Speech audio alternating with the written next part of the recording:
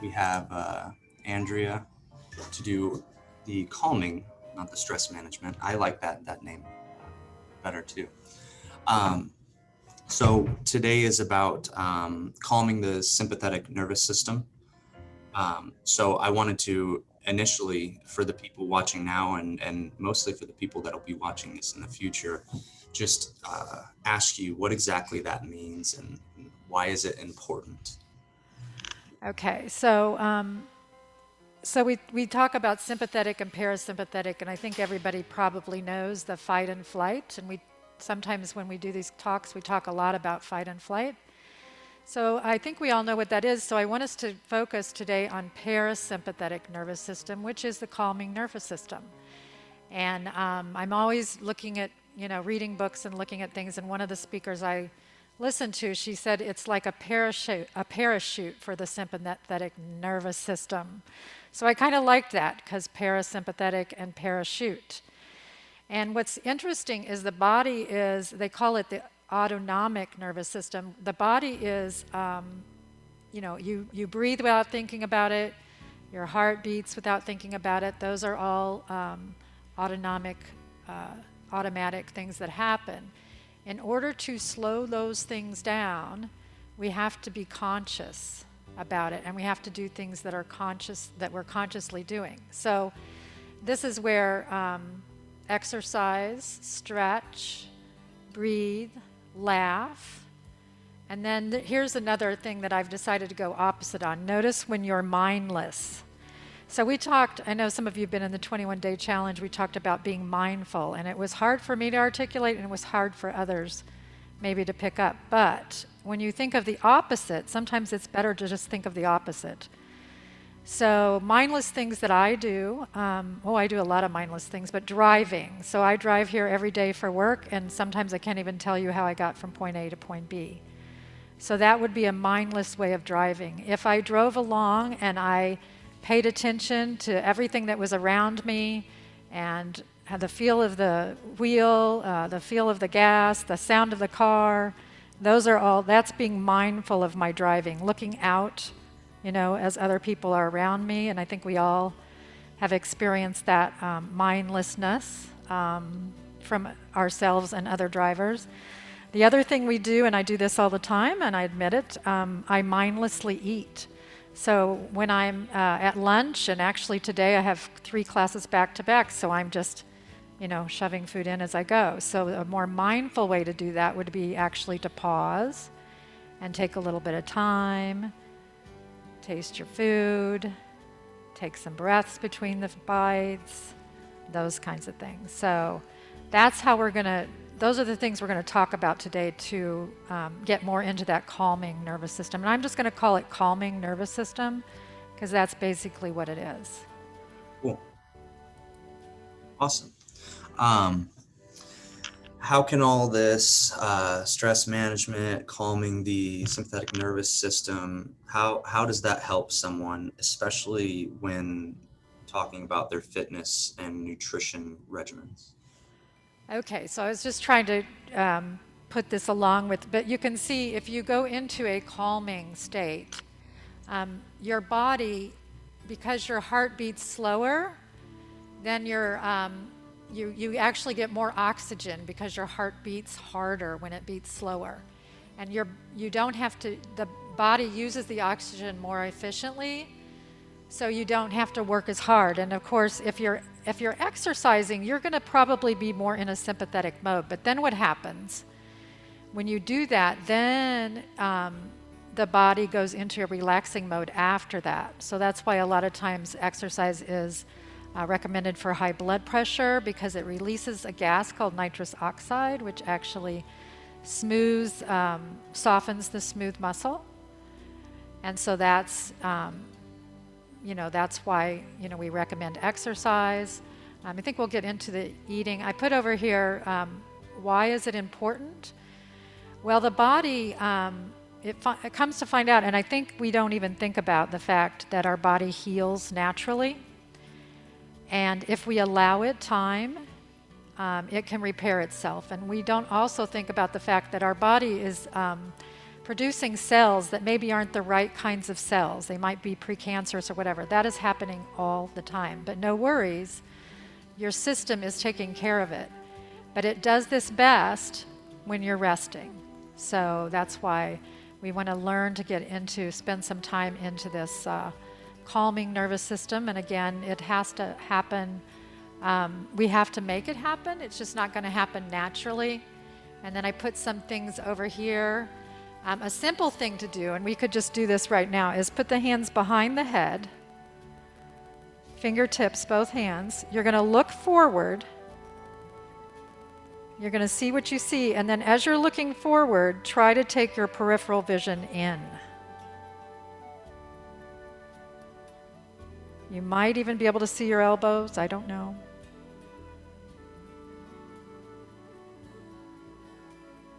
Continue to look forward and take in the peripheral vision.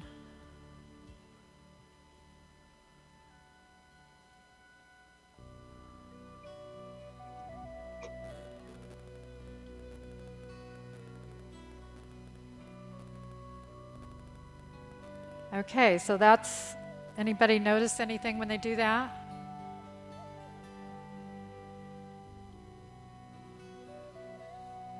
Marge, I know you noticed something. You're muted, hon. You're muted, Marge.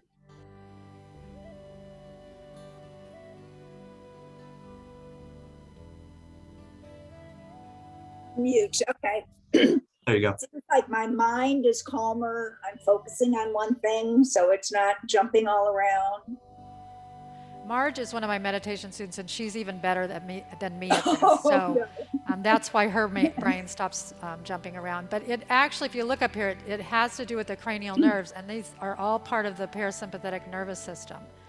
So that's a pretty easy way to focus, to, just calm yourself a little bit without anybody even knowing what you're doing. Or maybe you want to tell them how to do it so they can calm down, and then you'll both be calm, which might help. Slow exhalation breathing, we kind of did that at the beginning, and at the end I have a little laughing yoga that I can show you. Whoops, I just thumbed through it too quickly. And of course, I'm a yoga teacher. I think most of you know that by now. So all this background comes from yoga, so I really can't talk about it without talking about yoga.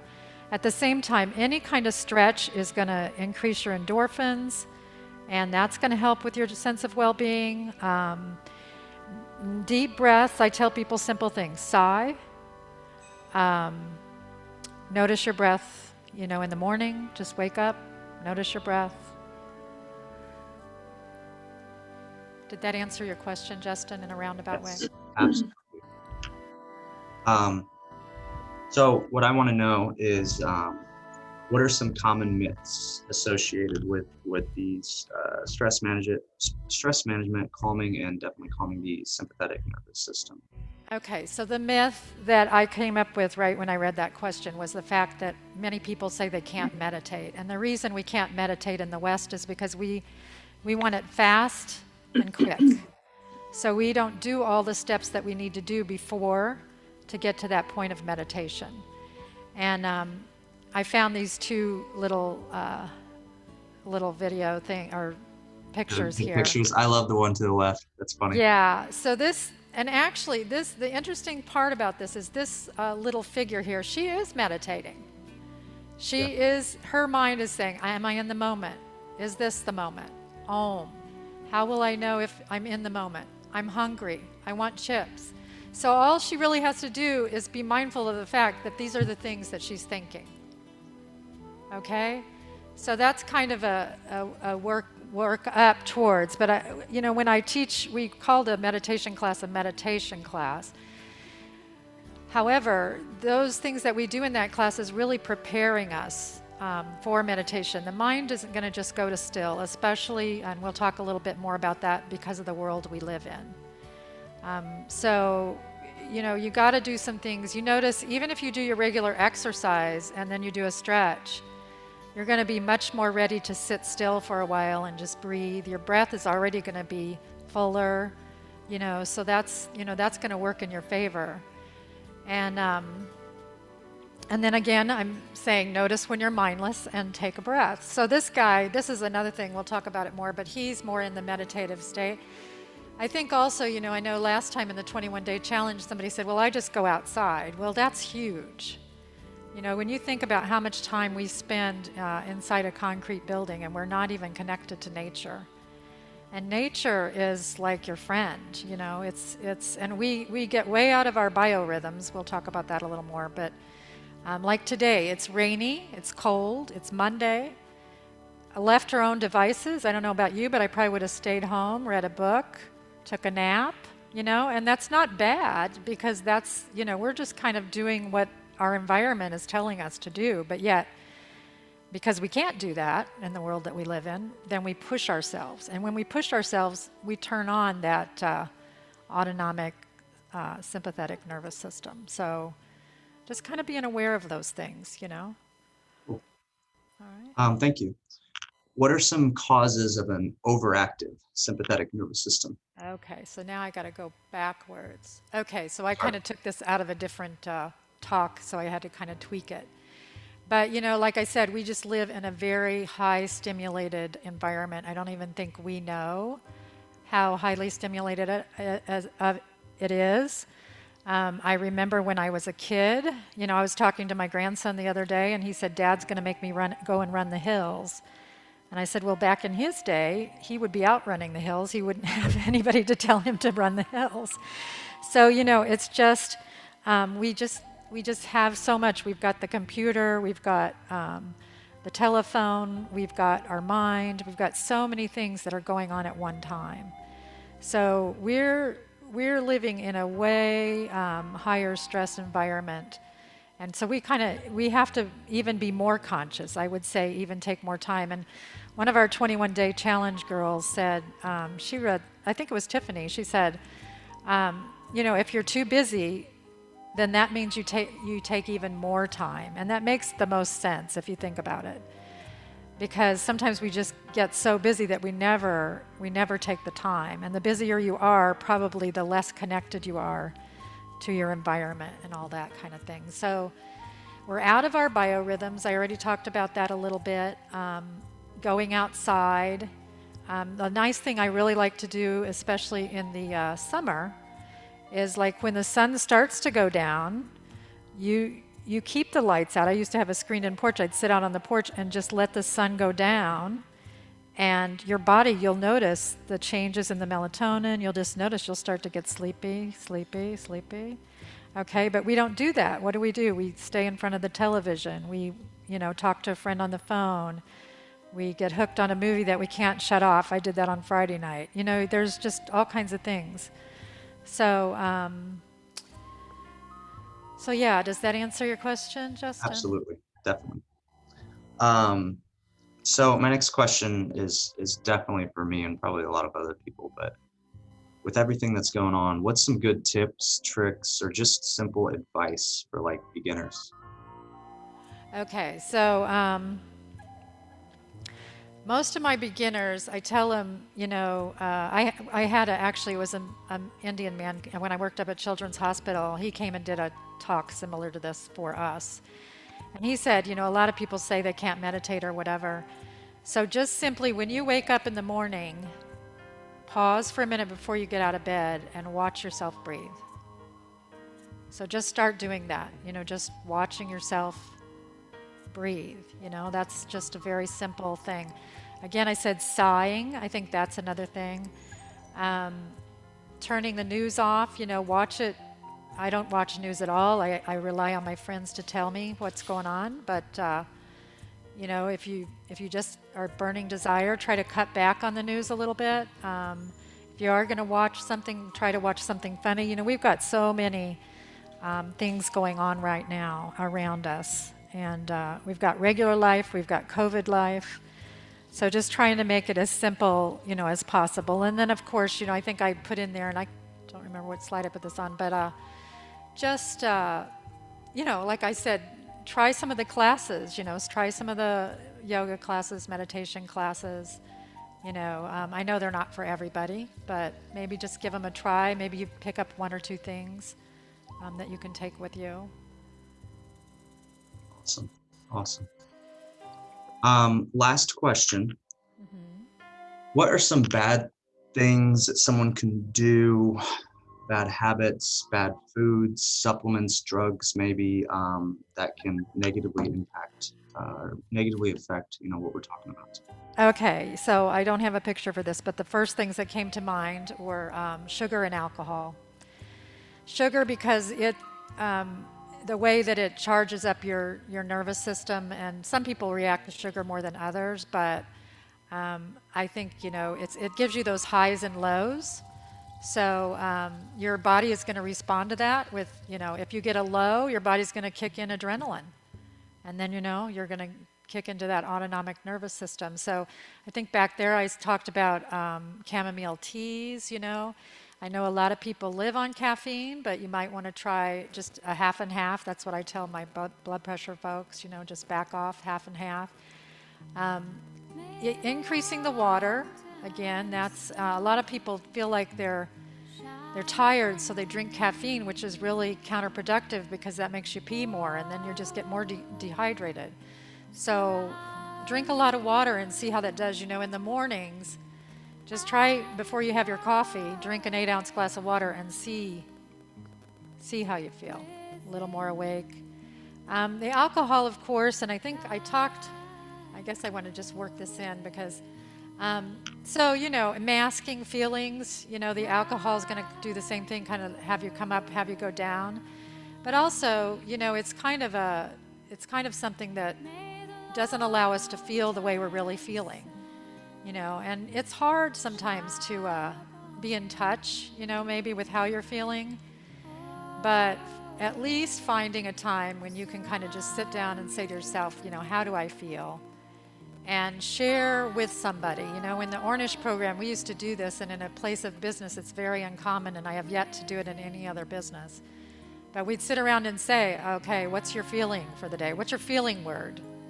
And being able to just come up with a feeling word, you don't necessarily have to tell everybody why, but just admitting that to yourself, So again, alcohol, of course, in small doses, we live in a culture where it's very common, but maybe just, kind of making sure, just like eating and drinking, that you're not doing those things to soothe your feelings, that you're getting the exercise, that you're breathing, that you're in touch with your feelings. Those kinds of things are going to make you overall a lot healthier. And there's a title of a book called The Body Tells the Score, which you can probably guess what it talks about. But if you go for a long period of time without doing these things, then your body starts to do things like stop digesting food, stop sleeping, have a heart attack, so many, many things.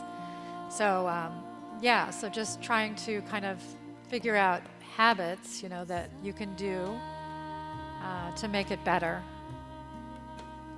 Okay, I'm going to turn this. I'm going to just turn this down because it's singing to me, and I know, I like it though. Yeah, I do like it, but she's singing, so. Okay. All right. Okay. Did you have another question, Justin? I don't, but I think a cool takeaway from this, especially for my own, because I feel like I fit a lot of those new timer issues, or not, just hard for me to meditate. It would be very beneficial if I can actually carve out some time to put forward to doing stuff like this throughout the day, in the mornings, whenever we have time. And especially with caffeine, because I probably drink 2 cups of coffee a day, separately. And I feel like a lot of this stuff, no matter what type of meditation you're doing, I know there's a ton of different styles or types or whatever, but it's hard to do when you're all ready to go and you're working a job that has you pulled in many different directions. You have a stressful life, or you just, you have a ton of stuff to think about. So this stuff is really important. And a lot of these questions I know would be good for people to just hear about, but they definitely helped me out too, because this is probably something I need to work on the absolute most. So I appreciate it. And thank you. And it Well, that's great. Yeah. And I have to say, if you're only drinking 2 cups of coffee, you're doing really good because I think my son does about 6 cups of espresso. And I know a Oh, lot of times I've had many a guy come up, and I'll say it's guys because it's mostly been guys that come up and their blood pressure's out the roof and they've just taken some kind of power drink with like how many milligrams of caffeine. I So yeah, back that's in the not bad. day, back in the day, it used to be 1 cup of coffee and then like a pre-workout or energy drink. I cut off the pre-workouts. I don't Yeah. like how I feel. I don't like being shaky and stuff. Yeah, and when you're I shaky, that's a good point. Sorry to interrupt, but when you're yeah, shaky, you know that your autonomic nervous system, your sympathetic nervous system sure. is really being overtaxed. Right. And So, I work out a lot throughout the day, so I don't need that extra pressure on my heart. Probably not the yeah. best word to And I'll use. tell you what I told, because we've had some younger folks come into the cardiac rehab, and yes, they're exercising every bit as much as they need to and more.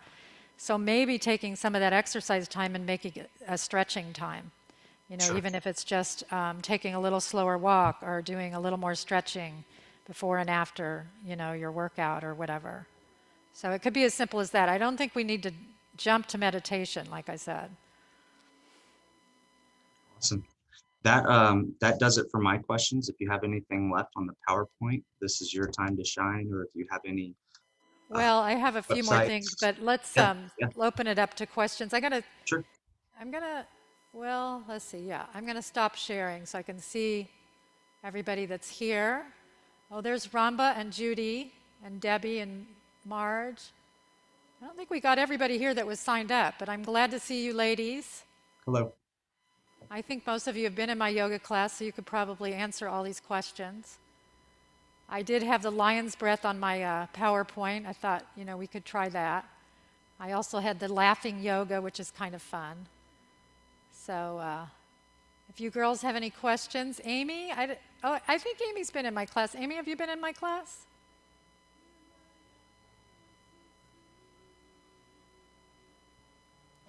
I think she's on mute.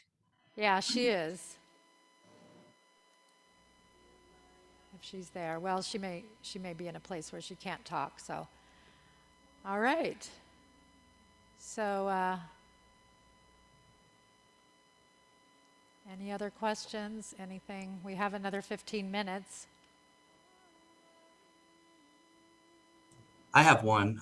Sorry. No, go ahead. The suggestion you made for morning, like first, like getting out of bed. Do we close our eyes when we're thinking about our breathing? Does that seem bad? Whatever, Fall back I asleep? would say whatever, like when you just start to wake up before if you open your eyes, that's fine. What I would do is I would do that gentle gazing, Okay. where you kind of, when you do, when you first wake up, your eyes, you're just kind of groggy. You're not really focusing in on any one thing. Hmm. So, try to just make that habit of taking a breath. And you might jump up and brush your teeth and realize you got to go back to bed and listen to your Sure. breath a couple times because it's a habit. Yeah. So I know for me, and of course I've been doing this for like 20 years, but my teacher would always say, don't look at the phone, don't go to the computer, don't, because once you do it, then you're done for. I mean, so you gotta get that breath in before you pick up that electronic because we know this. It's that electronic feeds on adrenaline. I mean, it causes your body to produce adrenaline. So it's that's the reason so many kids and people are hooked on it. So try and do the breathing before you pick up an electronic for sure. One more question. Yeah. Earlier you mentioned, was it what was it? Mindless when you're just driving and you get somewhere Yeah. and you don't even realize what was that called? Mindless what? Or is it just mindlessness? In mindlessness. So here was my thing, and I'll tell you the story because there's not too many people here. But so the idea was that if you have an idea or something, you're trying to invent something and you can't figure it out, Hmm. then you think of the opposite. So basically, I was like, when we were doing the 21-day challenge, and Meredith went through this with me, trying to figure out how to explain mindfulness, and again, mindfulness, like meditation, is kind of a buzzword. So it's out there. Many people are saying it, or I don't know that many people are really doing it. Even these, I hate to say, but even these famous speakers, they're traveling all over the world, doing lots of different things at the same time. We just don't know. So anyway, I was trying to figure out a way to explain it, and then I thought of that idea of backwards, so mindlessness. And to me, like I said, I do many things mindlessly. So just trying to catch myself at that and then do something different. Now So it's going to be my question. So the mindlessness is a negative, yes, and then you don't want so to be, catch well, you don't yourself. want to be mindless, although, yeah, there's times when you want to be able to daydream and do those kinds of things. But I think there was another Probably not when point. you're driving. Yeah, yeah, yeah. Yeah, there was another, actually, let me look on there because I did have another slide there that was, let me see if I can, because I found, as I was looking through, okay, multitasking and monotasking. So, I think that this is another thing in this new era that we think multitasking is good. And we almost have to do it, but trying to tone that down into monotasking, so you're just doing one thing at a time. Because none of us, even though we think we're multitasking, can do anything super well, when you're multitasking. So just trying to, and even especially if it's, I know our work, demands that, but maybe at home you can find some time to just be doing one thing, even if it's just playing with your kid. I mean, Justin, you've got a kid, so that's the best thing. Yeah. Just playing with your kid, and that's, the thing you're doing, and you're not thinking about other things. And when you do start thinking about other things, just sort of give it a label and let it go for a moment and say, I'm playing with my son, I'm doing this. This is what I'm doing. Sure. I feel like a lot of times when you think you have to multitask, I know at my job, there's like, I get assigned with like 5 different things, but prioritizing these things and then Uh-huh. doing them, you know, in an order is much better. It's almost like we're trying to stress ourselves out more than we need to, even if we do have a ton of different things to do. Right. Yeah. Yeah. And if you're a type A person like most people, then, you think you want to do all those things at once, Mhm. So just trying to back down a little bit and sigh. People, we talk about sighing. When I sigh, I just do my lips like this because I got to really get the air out. So Mhm. that seems to be working for me. But Sounds like vocal warm-ups for sure. yeah, yeah, it is. Well, there's a lot of vocal work in this. We were doing some humming in meditation class the other day, and my teacher has us doing it high octave, low octave, medium octave. So yeah, it's all, and that's the breath. So yeah, Well, cool. Thank you for answering my questions. you are welcome. I'm just trying to see. Oh, yeah, I'm trying to get out of the share. Okay, so how many of Andrea, it? Andrea, Yeah. I wanted to make a comment. I follow another group of women, and the teacher over there, she says for the meditation, like if you can't, what they do in their mm, organization is that um, they'll keep they'll keep quiet for like maybe 1 or 2 minutes every hour instead of sitting down and meditating for like 10-20 minutes at a stretch. She says like they in their organization they'll sort of a bell will ring, and that bell sort of tells them that every they'll be quiet for a minute or two, and then they do that sort of repeatedly through the day. Yeah. And that That's very good advice, actually. I start my class 15 minutes before, and sometimes you wouldn't believe how wound up I am in the office. And so I make myself come in here and stop talking so that I can just center myself and prepare for the class, just get myself mentally prepared. I mean, I'm fortunate in that the work that I do requires it of me. So, but yeah, I think that's a good idea. Just little things throughout the day. I Thank you, haven't Rhonda. done that. I've just heard about it. I've never practiced. Oh, see, now you need to start doing it. Yes, we all talk about what we're going to do. And that's what I talk about, the intellectual part. When I first started teaching meditation, I had this guy come in and he wanted to know all the research. And I said, well, you know, you can do all the research, and that's what we want to do as Westerners, right? We want to find out all the information. But if you practice, even just like you said, a couple minutes a day, in a day, being quiet, then you get to see what happens. You do your own research on your own practice.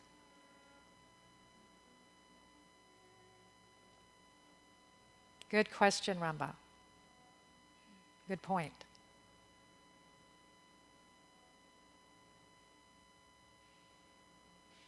So now we're all going to practice and be quiet for 2 minutes, huh?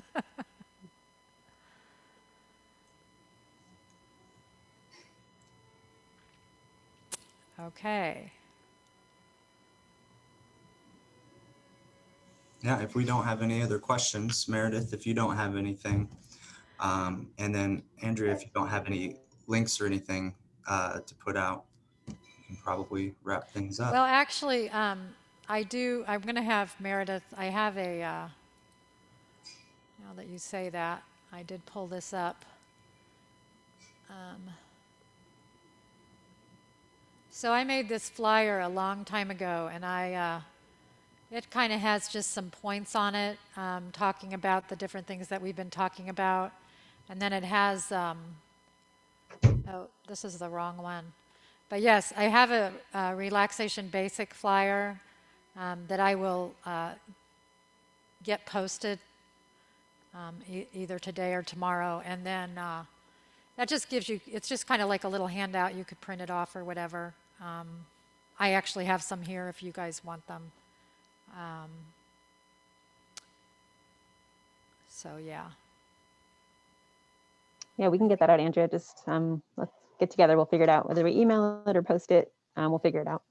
Okay. Yeah, I think we're pretty much singing to the choir here, although I do realize these are recorded and hopefully people will watch it as they, you know, whenever we post it. And that way they can also take a look at some of this stuff. And on that handout, there's the times of my meditation classes, and there's the insight timer, which is something a lot of people use, or different apps that people use that are helpful. I use one. I use Insight Timer myself. I recently had a teacher tell me to record myself, which I'm recorded here. I could probably do that, and then be able to talk myself through a calming exercise. But it's a little harder. It's a little easier to have someone else do that for you. This has really been helpful. Thank you Really, Judy. I'm so glad. very much. Yeah, thank you. All righty. Okay, good job again, Andrea. See you tomorrow morning. Thank for you, guys. meditation. Bye. Have a good day. Thank you. Bye-bye now. Thanks, everybody. Good to see you. Bye. Thank you. Thank Thanks, you. Debbie. Thank you.